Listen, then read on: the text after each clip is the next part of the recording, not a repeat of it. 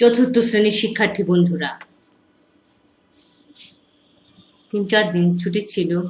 ছুটির পরে নিশ্চয় এখন আবার আমরা ক্লাসে আসবো। তো আশা করি সবাই ভালো আছো। আমি তোমাদের সাথে আছি বাংলা দ্বিতীয় পত্র ক্লাসে।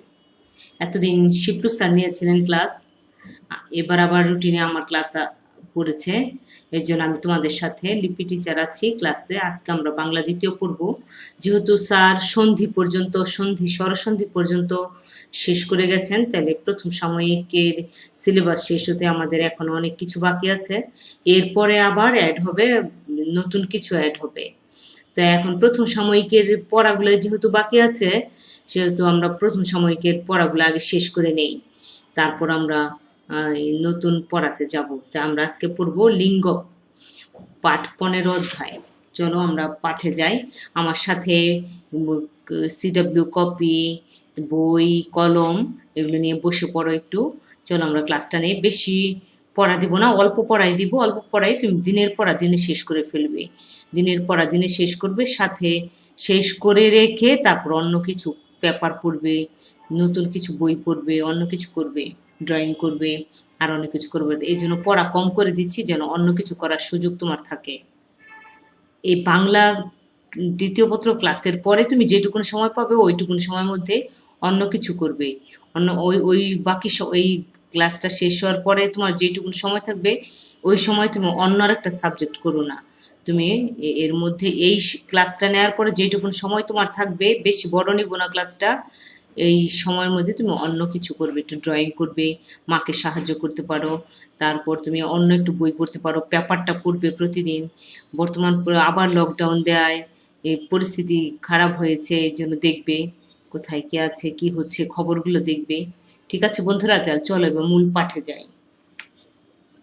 আজকে আমরা পড়বো পাঠ 15 লিঙ্গ। দেখো, প্রথমে একজন বাবা পুরুষ মানুষের ছবি আছে, তারপরে একজন মা মহিলা মানুষ ছবি আছে, একটা শিশুর ছবি আছে এবং কিছু বইয়ের ছবি আছে। তবে আমরা লিঙ্গ পড়ব। লিঙ্গ হলো আমাদের, আমি আগে বলি নেই, লিঙ্গ হলো আমাদের 4 প্রকার। 4 প্রকারে আছে হলো পুংলিঙ্গ, যেটা সমস্ত পুরুষ জাতিকে বুঝাবে, সব পুরুষ জাতিকে বুঝাবে। আবার যদি স্ত্রী জাতিকে বুঝায় তবে তা হলো স্ত্রীলিঙ্গ, সমস্ত মেয়ে, মা, বালিকা বলো, মামি বলো, চাচি বলো, এগুলো সব। তার যেগুলো স্ত্রী পুরুষ কাউকে বুঝাবে না, উভয়কে বুঝাবে। যেমন থাকবে শিক্ষক, শিশু, পুলিশ, এরা হলো সব উভয় লিঙ্গ। পাখি উভয় লিঙ্গ।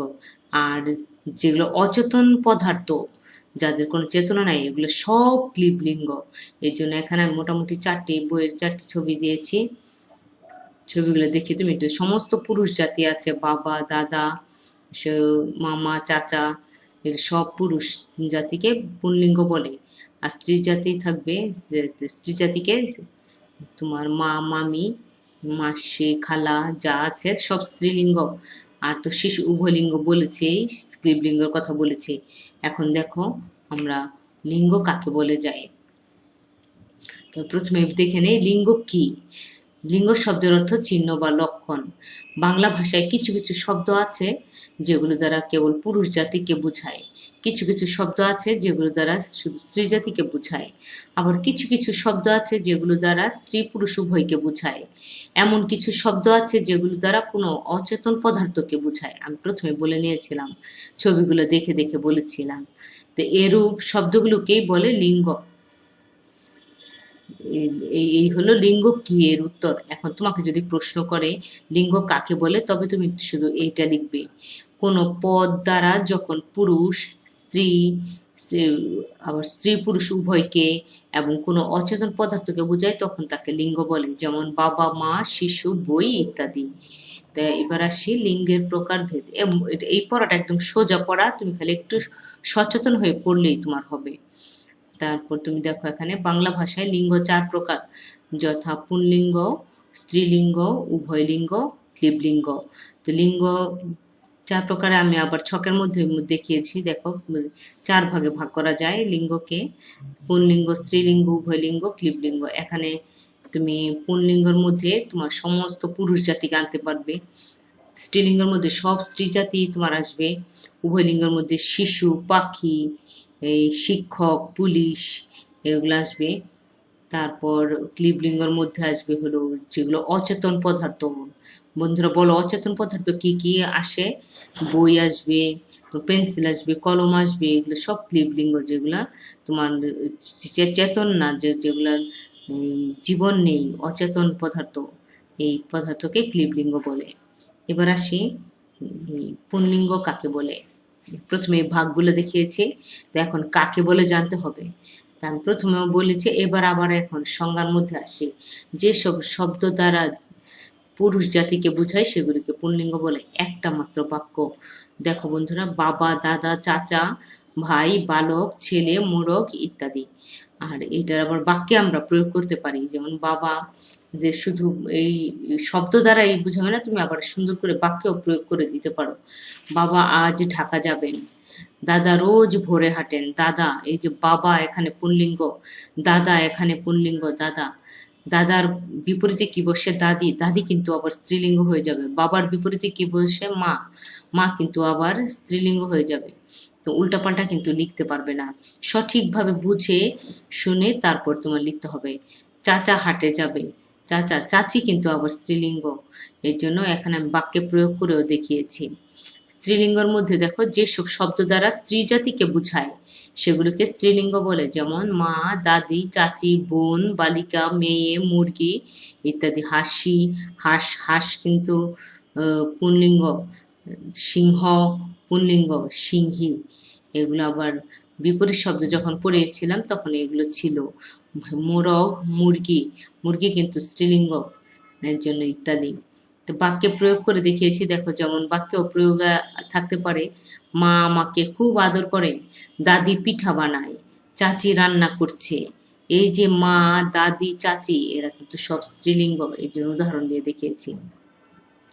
উভয়লিঙ্গ আরো অনেক উদাহরণ তুমি দিতে পারো, যে উভয়লিঙ্গ যে শব্দ দ্বারা শুধু না, যে শব্দ দ্বারা পুরুষ ও স্ত্রী উভয় জাতিকে বুঝাবে, যে শব্দ দ্বারা পুরুষ এবং স্ত্রী উভয় জাতিকে বুঝাবে সেগুলিকে উভয়লিঙ্গ বলে, যেমন শিশু, সন্তান, মানুষ, শিক্ষক, ডাক্তার, পাখি ইত্যাদি। ডাক্তার পুল্লিঙ্গ হতে পারে, স্ত্রীলিঙ্গ হতে পারে।